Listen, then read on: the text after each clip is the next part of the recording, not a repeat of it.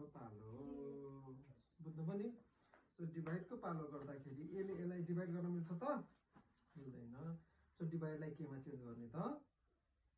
केमा चेन्ज गर्ने सजिलो बनाउनलाई मल्टिप्लाईमा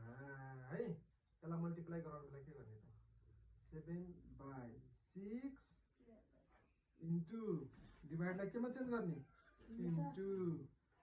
5/, इन्टु लगाउने बित्तिकै के हुन्छ त यो कमेन्ट 5/3 बुझ्नुभयो नि डिभाइडलाई इन्टुमा चेन्ज गरेपछि यो चाहिँ के हुन्छ तलको माथि माथिको तल बुझ्नुभयो नि इन्टु 4/5 प्लस 5/9 माइनस 2 यो बुझ्नुभयो नि तरिका यो रुल त बुझ्नुभयो कमेन्ट कमेन्ट बुझ्नुभयो नि हेर्नुहोस् अब यो भइसकेपछि त बुझ्नुभयो नि अब सजिलो भयो कि नै 7/5 जा है अब क्रस मल्टिप्लिकेसन गरे पनि हुन्छ है क्रस मल्टिप्लिकेसन गरे पनि हुन्छ अथवा इन्टु गरेर चेन्ज गरेर गरेपछि 6 जा 18 बचेको त इन्टु 4/5 प्लस 5/9 माइनस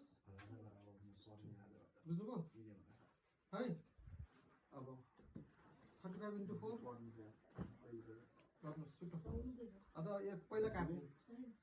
4 जा 4 2 जा 8 4 3 जा 12 4 4 जा 16 4 जा 16 4 5 जा 20 हुन्न नि यो कतिले गर्छ होला भन्नुहोस् काटा म यो त काट यसमा त काट्न मिलेन नि कतैतिर सो काट्या थिएन अब यसमा त काट्न मिल्यो नि हैन 4 कति यो 2 ले काट्न मिल्छ ह 2 2 जा 4 2 9 जा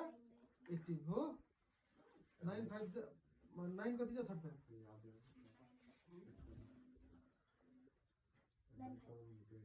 5 9 जा 35 so 9 5 जा